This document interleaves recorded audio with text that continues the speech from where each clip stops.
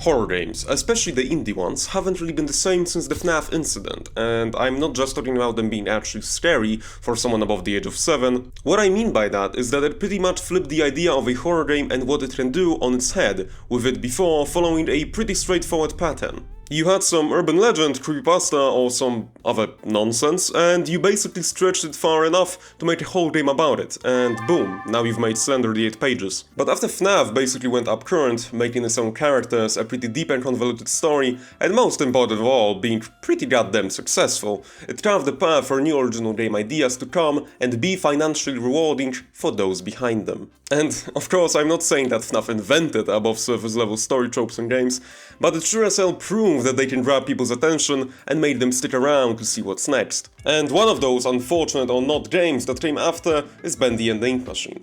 The game did pretty good, it stirred up the waters to an extent, and all in all was a pretty solid product, with its most prominent feature being the gorgeous cartoon-esque art style, and then its steam kind of died down. Until now, after 4 years, practically after 2 of absolute radio silence from the developers, they just dropped the trailer for the game. And it would actually release the very same month. Now, I really enjoyed the first game, although I think it is pretty flawed. But when I saw this trailer, I was skeptical to say the least. To me, it just seemed like a big bunch of nothing, and I just couldn't be certain about the game's actual quality. So, I actually decided to wait until I've heard some opinions on the actual game itself. And oh boy, I did not have to wait long. The game, after only a couple of days following its initial release, managed to amount a Steam positivity score of 96%, which is a pretty big deal, and at that point, I had to get the game for myself. Now, from this point onward, I will be splitting this video into what I think are the most notable key components that simply made this game work, with them being the art directory, the gameplay, and how it fixes and improves the mess that was the story of the first game. Starting off with the art direction, this is definitely the staple of the Bendy franchise in general and the thing that I love talking about the most. The way they were able to, pun not intended, bring these cartoons to life and corrupt them at the same time, it is really remarkable. And while the original game still holds up very well to this day, Bendy and the Dark Revival truly reaches new heights, while also keeping the foundation that its predecessor laid out for it in mind at all times. To put it simply, the game looks stunning from a visual standpoint, with the environments being the most prominent. They really went all out in that department, because practically every area, one after another, is just pure eye candy, and I truly couldn't get enough of it while playing. It really shows that they experimented with what they could cram into every scenery, with practical lighting, ambient occlusion, and most important of all, scene building being way more interesting and less repetitive by a landslide compared to the original game. And yet, still, with all these changes, they were able to not only match the first game's charming art style, but improve upon it in practically every possible way. As for the character models and their designs, you can see a massive glow up with every single one, as they are much more refined, detailed and lifelike, with the biggest and most notable one being the little devil darling himself. And as much as I think the original design is absolutely fine, to me the first game's Bendy just looked like a hobo with a limp, running after me after I denied buying him a McChicken at the local McDonald's. Whilst the new iteration of Bendy is much more menacing and intimidating, while also embracing its titular demon part a lot more, with very pronounced horns on his head, as well as goat-like legs and giant claws. It just seems well deserved that the main antagonist of the series got a couple of new polygons. Same of course goes for the other blobby entities that we encounter throughout the world, and to me this fresh coat of ink massively enhances the all-around vibe they give off, with them appearing more rotten and decrepit, while also being less goofy and janky as in the original medium. This also applies to the more humanoid characters, as they appear, you know, more human, with the now more expansive knowledge of their creators being clearly apparent, with things like facial features, clothing, or even the silhouettes being significantly improved upon. But there are also some newcomers that will definitely grab your attention, such as the Keepers, towering man-made ink monstrosities that slither along the ground, with their most outstanding quality being the noises they generate. They sound as if they were constantly in pain, with it being more prominent while they speak. Their voice is harsh and stingy, and the way of speech slow and sick.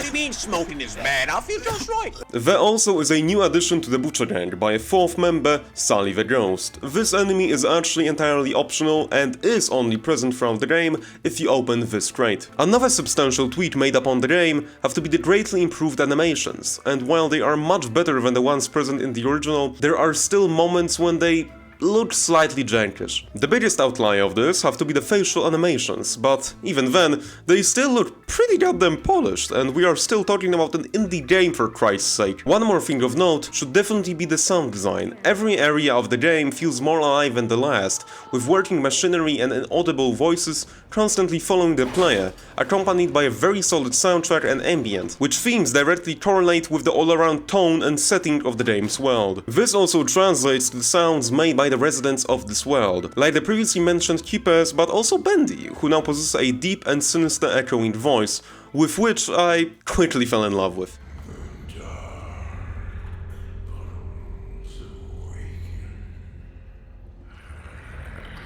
In my opinion, it really fits the character well, and also helps to humanize him to an extent so that his actions seem more planned and less animal-like. Jumping straight into the game's gameplay and mechanics, it is much more complicated and interesting than the one present in the first game. Starting off, your character's general stats can be upgraded via these ink canisters, hidden throughout the game, where you can choose between health, stamina, and ability cooldown. This ability is a form of a dash that you unlock early on in the game. It is a pretty fun addition, allowing our character to cross wide gaps, as well as close the distance between us and our opponents. This is directly connected to the banish attack, which you can use to silently take down opponents, as well as regain some extra health. But, of course, there is a more brutish approach for us to take. The Gent Pipe is unfortunately the only usable weapon at our disposal, although we can upgrade it later down the line, causing it to deal more damage and unlock an overcharge mechanic, allowing us to go ham on common enemies. But how do we acquire components for these upgrades? Well, this is where we are introduced to crafting materials.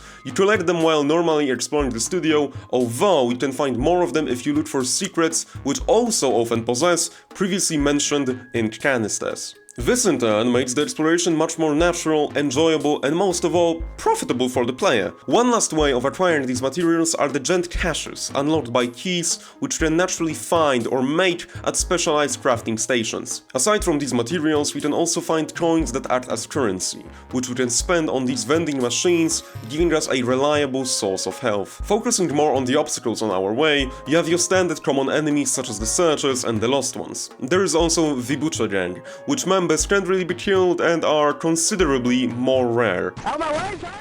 Door stuck! Door stuck! Please! Another pretty substantial enemy that we have the pleasure of encountering are the previously mentioned Keepers. They are invincible giants, and any attack that you throw at them is in turn pretty meaningless. Hence, they are used in the later portion of the game whilst we visit Wilson's lab, as obstacles that we have to avoid. Upon detection, we are certainly torn to shreds. Now, about our main antagonist. He was actually pretty disappointing in the first game, as he only became a real threat much later on in the game. Luckily enough, here he is omnipresent, almost since the very beginning, as he can attack you at any given moment, giving off a warning signal after which you have to quickly hide before he attacks. Failing to do so results in the player's instant death by the hands, or rather claws, of Bendy. Now, let's talk about the story, shall we? And just a quick heads up, I won't be going too deep into it, just floating around the topic, so you don't have to worry about spoilers. You're welcome. So this part was probably my biggest issue with the original game, and honestly, this was pretty bound to happen, since they literally made it on the go as they were making each chapter. And as you can expect, a lot of people were confused, me included, since I'm a dumbass. But basically the biggest victim of this was the ending itself, which is, you know, often a pretty substantial and important part of the story. Nobody really knew what was up with the Joey thing and the infinite loop shenanigans. But because Bendy and the Dark Revival was made as one product from start to finish, they were able to strategize and clean up their previously made mess.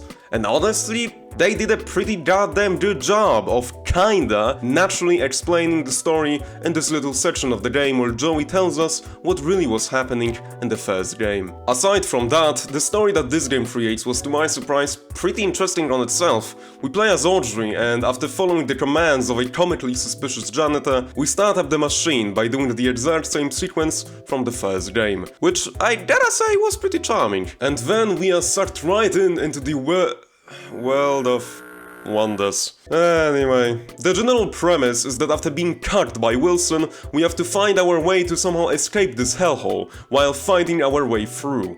And this really doesn't sound like much, but the game is able to build upon that really well, while remaining grounded as much as a fictional game can, of course.